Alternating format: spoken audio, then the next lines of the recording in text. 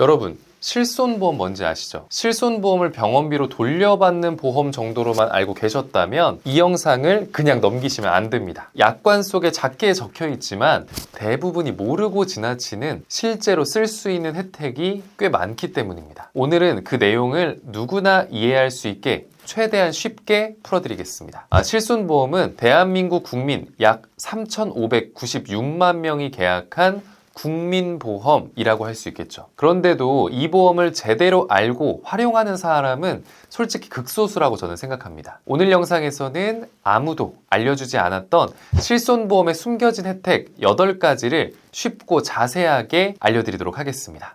구독과 좋아요 부탁드릴게요. 아무도 알려주지 않았던 실손보험의 숨겨진 혜택 첫 번째, 자기부담금 상한제인데요. 수백 페이지의 약관 속에 아주 작은 글씨로 적혀 있는 내용이에요. 자기부담금 상한제는 연간 의료비 중 보장 금액을 제외한 자기부담금이 200만 원을 초과했을 때 그 초과분은 보험사가 지불을 해주는 제도인데요. 쉽게 말해서 실손 한도 5천만 원 이내라면 개인이 연간에 내야 할 의료비는 200만 원이 최대라는 겁니다. 예를 들어서 급여 의료비로 5천만 원을 지출했다고 해볼게요. 1세대 실손은 자기부담금 없이 100% 보장되니까 빼고 2세대, 3세대 실손은 10%, 4세대 실손은 20%의 자기부담금을 공제하게 됩니다. 2세대, 3세대는 5천만 원의 10%인 500만 원을, 4세대 실손은 1,000만 원을 그래도 개인이 부담해야 하는데요. 아무리 80에서 90%의 의료비를 실손으로 돌려받았더라도 500만 원, 1,000만 원은 부담이 될 수밖에 없겠죠. 여기서 구세주처럼 등장하는 게 바로 자기부담금 상한제입니다. 200만 원이라는 상한액이 정해져 있어서 실질적인 본인 부담은 2세대, 3세대도 200만 원, 4세대도 200만 원만 내면 되는 거죠. 나머지 300만 원, 800만 원은 보험사가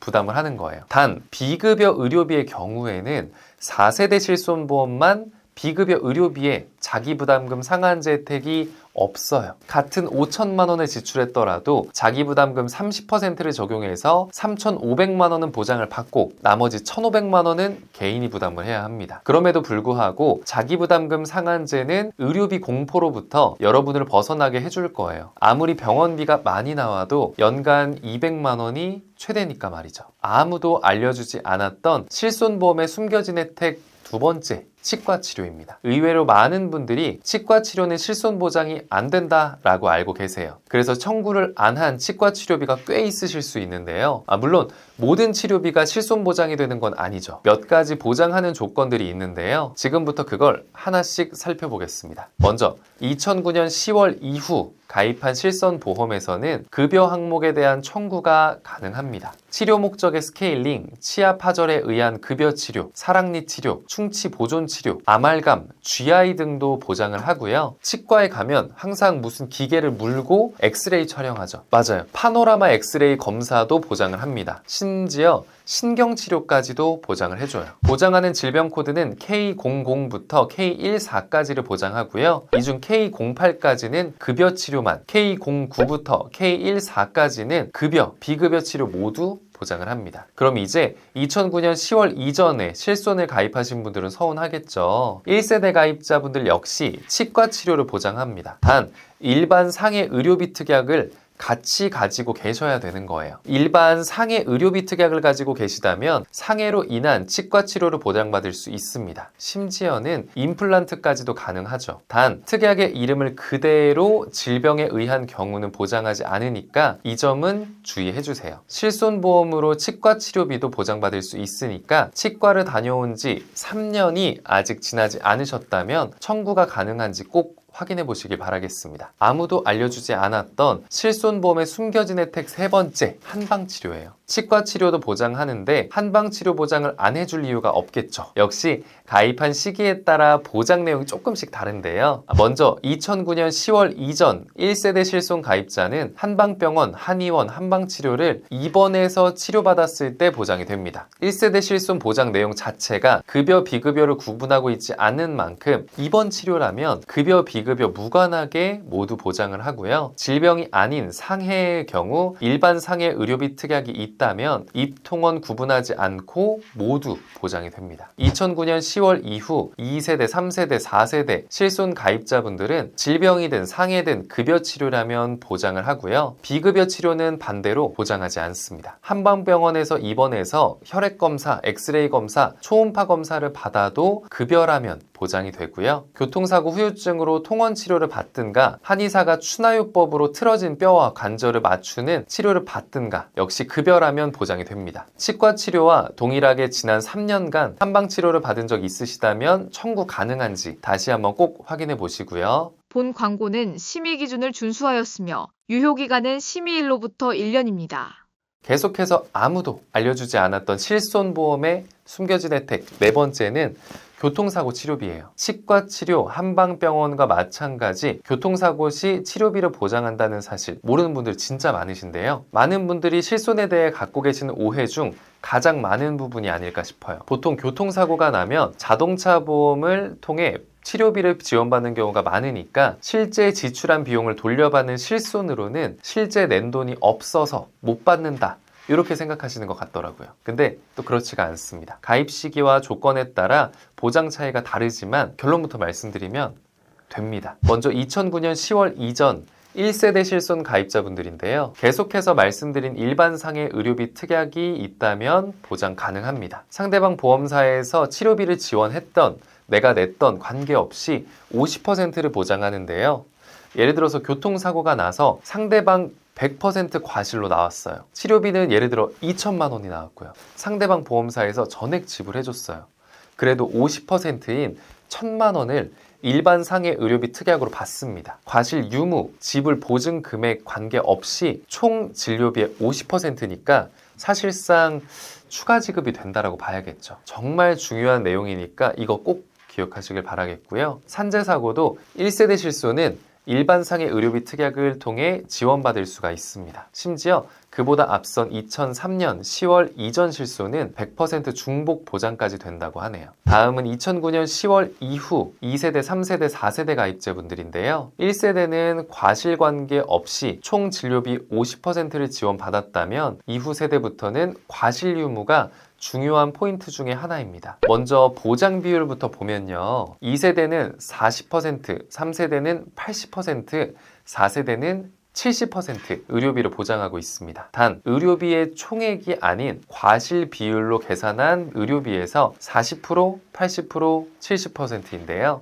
예를 들어서 상대방 과실이 70%인 교통사고가 발생한 의료비 2천만 원을 지출했다고 할게요. 먼저 의료비 2천만 원은 상대방 보험사에서 먼저 전액 지불 보증을 해주는데요. 나중에 합의를 해서 내 과실이 30%에 해당하는 600만 원은 상대방과의 합의금에서 제외를 하게 됩니다. 치료비 자체는 내가 계산한 적 없는 것 같이 보여도 실제 30%의 금액은 내가 부담한 게 맞는 거죠. 이때 실제 부담한 600만 원에 대해서 3세대 80%인 480만 원, 4세대 70%인 420만 원을 청구해서 돌려받을 수가 있습니다. 물론 상대방 100% 과실의 교통사고라 내 과실이 없다면 청구받을 수가 없겠죠. 요약해보면 1세대 가입자는 일반 상해 의료비 특약이 있으면 과실 무관 총 진료비 50%를 중복 지급받고요. 2세대, 3세대, 4세대 가입자는 과실 비율에 따라 청구할 수 있습니다. 이런 계산 방법은 산재사고도 마찬가지예요. 역시 최근 3년 이내 교통사고로 경험했던 분들은 꼭 이 부분 확인해 보시길 바라겠습니다. 단 1세대는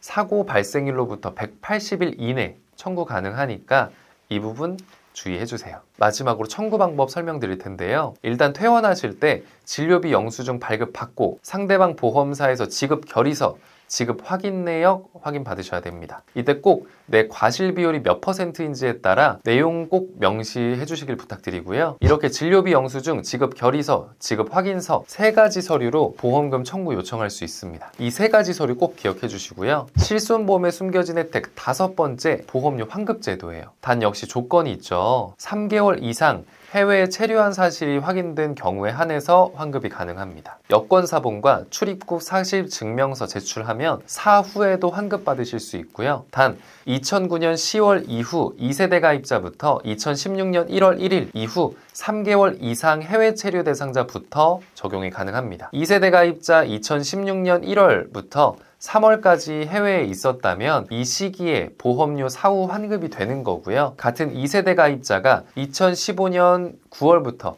12월간 체류한 기간은 환급되지가 않아요. 요거 헷갈리시면 좀 어려워요. 그리고 1세대는 해당이 없습니다. 그리고 이제 조금 특수한 선원으로 멀리 배 타고 해외 나갔다 오시는 분들이 있으시죠. 선원분들은 직업 특수성을 고려해서 출입국 사실 증명원과 승하원 기록을 통해서 체류 기간을 선정되어 환급받으실 수 있습니다. 그리고 이건 실손보험의 혜택은 아니지만 해외여행 시 주의하셔야 되는 점인데요. 해외를 자주 다니는 분들이 이 내용 정말 중요하니까 더 주의 있게 보셔야 됩니다. 해외 나갈 때 해외여행보험 가입하시는 분들 많으시죠? 이때 간혹 특약에 국내 치료 보장 내용을 넣어서 가입하시는 분들이 있어요. 실제로 해외여행 보험을 국내 치료 보장 특약 가입률 약 95.7%나 된다고 해요. 거의 대부분의 분들이 가입한다는 건데 이 특약 해외에서 아무 소용이 없는 특약입니다. 일단 보장 내용은 실손하고 동일하고 저 특약은 해외에서는 아무런 보장을 받지 못해요. 실손보험은 일단 비례형 보장이잖아요. 실제로 지출한 손해본 비용을 퍼센트로 돌려주는 보험이라서 의료비, 치료비 초과하는 금액을 지급하지 않아요. 또 실손을 2개 가지고 있든 3개 가지고 있든 보장하는 금액은 동일합니다. 보장 금액이 1,000만 원인데 실손이 2개라면 1,000만 원, 1,000만 원 이렇게 2,000만 원 지급하는 게 아니라 500만 원, 500만 원 이렇게 해서 1,000만 원만 돌려받게 되는 거예요. 보험료는 2배 내고 보장은 똑같이 받고 실손을 중복으로 가입할 이유가 없다라는 거죠. 다시 말하면 해외여행 보험에 국내 치료 보장 특약을 추가하는 건 실손을 2개 가입하는 것과 똑같고 심지어 해외에서는 아무 보장도 못 받는 특약이라는 겁니다. 해외여행 보험 가입할 때 이 부분 꼭 제외하고 가입하셔야지 돈을 아끼실 수가 있어요. 실손보험의 숨겨진 혜택 6번째는 납입중지 제도예요. 직장에 다니시는 분들 중 해외에서 단체 실비 가입하시는 분들 계실 텐데요. 말씀드렸듯이 실손은 이게 또 중복 보장이 안 되잖아요. 그런데 개인 실비 따로, 단체 실비 따로 2개 가입된 분들이 생각보다 많은데요. 2022년 9월 말 기준으로 150만 명이나 중복 가입된 상태라고 해요. 2022년 9월 말 기준으로 약 150만 명이나 중복 가입된 상태라고 하는데요. 심지어 그중 약 144만 명 정도가 단체 실손 중복 가입자라고 합니다. 중복 가입된 분들 대다수 개개인이 실손을 따로, 단체 실손 따로 가입한 분들이라고 봐도 무방한데요. 보험료 납입중지 제도는 이런 분들에게 필요한데 납입중지 제도를 통한 개인의 실손이든 단체 실손이든 한 가지 보험에 보험료 납입을 중지할 수가 있습니다. 2023년 이전에는 개인 실손만 가능했었는데 2023년 이후에는 단체 실손 중 원하는 걸 중지할 수 있고요. 또 시간이 지나 중지한 분들 보험을 다시 재개할 때 당시에 출시된 버전의 실손이 아닌 가입했던 세대의 실손으로 재개가 가능합니다. 역시 2023년 이전까지는 재개한 시점에 나온 실손이 5세대라면 5세대로 자연스럽게 전환이 되는 건데요. 2023년 이후부터 소비자에게 유리하게 바뀌었습니다. 아무나 실손을 중지할 수 있는 건 아니고 개인 실손을 1년 이상 유지한 상태에서 단체 실손과 중복 가입된 분들에게만 개인 실손 중지가 가능하고요. 단 예전에는 단체 실손이 가입된 법인을 통해서만 중지 제도를 안내했다 보니까 모르고 계신 분들이 정말 많습니다. 오늘 영상 시청하셨다면 납입 중지 제도에 대해서 확실히 알게 되셨을 텐데요. 중복 가입 유무, 중지 가능한지 이거 꼭 살펴보셔야 돼요. 또 단체 실손과 개인 실손 중 단체를 중지한 분들 중에서는 중지일 이후 잔여기간 보험료를 환급받으실 수 있는데요. 2023년 1월 이후 보험사와 계약자 간 특약이 체결된 경우에 한해서 가능합니다. 마지막으로 시간이 지나서 퇴직할 때가 돼서 중지한 개인 실비를 재개하고 싶어요. 재개 신청 기간에 대해 알려드릴게요. 퇴직 등 단체 실손 자격이 상신된 날부터 1개월 이내에 신청 가능하고요. 이때는 별도 심사 없이 가입했던 버전의 실손으로 재개가 가능합니다. 1개월 이내라는 점 주의해 주시고요. 이어서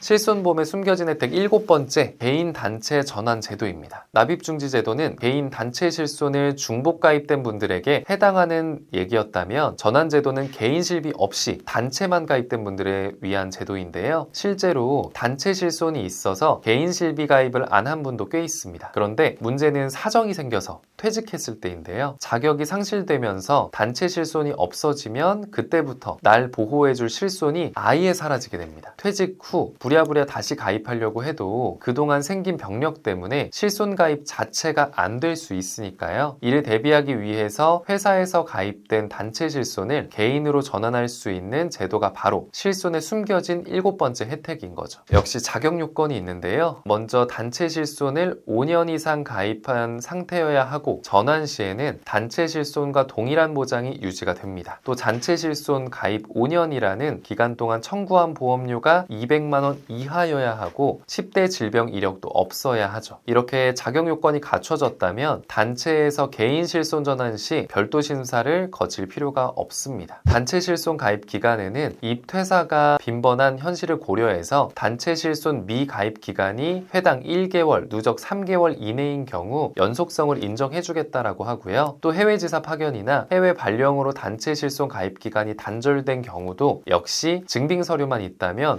5년이라는 기간을 포함시켜준다고 합니다. 통상적인 직장인 은퇴 연령을 고려해서 개인 실손 전환은 최소 65세까지 가능하다고 하고요. 신청 방법은 단체 실손 종료 후 1개월 이내에 단체 실손 보험사에 전환 신청을 해야 합니다. 퇴직 직전에 가능하지만 퇴직 예정자임을 입증한 서류도 제출해야 하고요. 단체 실손 보장 특약이 한 개 회사가 아닌 여러 회사로 나누어 가입된 경우 해당 보험사 중 원하는 회사로 신청하시면 됩니다. 끝으로 간혹 단체 보험이 정액형으로 가입된 분들 계신데, 예를 들어 암 진단비 1,000만 원, 뇌졸중 진단비, 급성심근경색 진단비 1,000만 원, 이런 식으로 말이죠. 이렇게 정액형으로 가입된 분들도 가입 기간 5년 내에 합산해서 인정해 준다고 하니까 기간 걱정하실 필요는 없습니다. 다만 전환 직전 실손형으로 가입되어 있어야 합니다. 정리하자면 개인 실손, 단체 실손을 중복 가입했을 때 한쪽 보험을 납입 중지시켜야 할 수 있고, 개인 실손이 없이 단체 실손만 가지고 있는 경우 단체 실손, 개인 실손으로 전환할 수 있습니다. 마지막으로 8번째, 보험금 청구권 3년이에요. 이미 내 보험이 실손 외에도 완벽하게 준비된 상태라면 해당 사항은 없고요. 반대로 앞으로 다른 보험을 가입할 예정이라면 청구권 3년이 정말 중요한 내용입니다. 우리가 보험을 가입할 때 보험사에 알려줘야 되는 내용이 있죠. 그걸 고지사항이라고 하는데요. 표준고지사항은 3개월 내 질병 확정진단, 의심소견, 치료, 입원, 수술, 투약 이력을 묻고, 1년 이내 추가검사, 재검사, 5년 이내 입원, 수술, 계속해서 7일 이상 치료, 계속해서 30일 이상 투약 이력을 묻습니다. 만약 이 중 하나라도 해당된다면 보험 가입 시 불이익 받을 수 있죠. 보장은 적은데 보험료는 비싼 간편심사형, 흔히 유병자 보험이라고 부르죠. 이렇게 유병자밖에 가입을 못할 수도 있고요. 아니면 특정 부위에 대해서 보장하지 않는 부담보, 보험료 할증 등 불이익을 받을 수도 있습니다. 심지어 아예 가입 거절이 될 수도 있는 거고요. 그렇다고 저희가 고지를 안 하거나 속이고 가입하는 건 안 되겠죠. 적발 시 강제 해지되거나 더 큰 불이익을 받을 수가 있기 때문인데요. 근데 역시 여기서 문제는 고지사항이 아닌데 가입 시 불이익을 받을 수 있는 이력들에 있습니다. 예를 들어서 5년 동안 허리가 아파서 도수치료를 6번 받았어요. 고지사항 어디에도 해당되는 내용이 없는 상황이라고 하면, 근데 도수치료 받을 때마다 실손 청구를 했다면 도수치료 이력이 한국신용정보원에 등록돼서 전체 보험사가 내 과거 이력을 조회할 수 있게 되는 경우가 있어요. 이렇게 되면 상해보험 가입이 거절될 수도 있고요. 50%로 한도를 낮춰서 가입한다던가 부담보가 잡힐 우려도 있죠. 실제 고지사항에서는 도수치료를 7번 받아야 해당이 되는 건데 난 6번을 받고도 불이익을 받을 수도 있는 거니까요. 그러면 좀 속상하겠죠. 그렇기 때문에 당장 보험 가입을 앞두고 계시는 분들이라면 고지사항에 해당하지 않는 항목에 대한 병원비는 청구권 3년이라는 기간을 잘 이용하시는 게 좋겠죠. 보험료 청구 시효는 3년이라서 병원비를 지출하고 3년 안에만 청구를 하면 돌려받을 수가 있어요. 당장 몇만 원, 몇십만 원이 없으면 안 되는 상황이 아니라면 3년 동안 모아서 한꺼번에 청구하시는 게 낫다라는 거죠. 물론 사람 일이라는 게 언제 무슨 일이 벌어질지 모르고 요즘 보험 시장이 워낙 경쟁이 치열해서 매번 새로운 상품이 등장하고 있다 보니까 가입하고 싶은 보험이 생길 수도 있습니다. 여러 가지 사항 고려하셔서 추천드리고요. 지금까지 아무도 알려주지 않았던 실손보험의 숨겨진 혜택 8가지 알아봤는데요. 처음 들어본 혜택도 있으실 테고 알고 있었던 혜택도 있겠죠. 실손보험은 이처럼 우리가 모르는 숨겨진 혜택들이 진짜 많아요. 자기부담금 상한제를 통해 과도한 개인 부담을 줄일 수 있고요. 치과치료, 한방치료, 교통사고와 산재 시에도 든든한 지원군이 되어줍니다. 또 해외 나가서 실손보장은 못 받아도 보험료 낭비는 줄일 수가 있고요. 개인 실비와 단체 실비를 중복가입해서 보험료 낭비하시는 분들도 피할 수 있겠죠. 나만 알기에 아까운 실손보험의 숨겨진 혜택 8가지 주변 분들에게 널리 공유해 주시고요. 영상 도움 되셨다면 구독과 좋아요 부탁드릴게요. 감사합니다.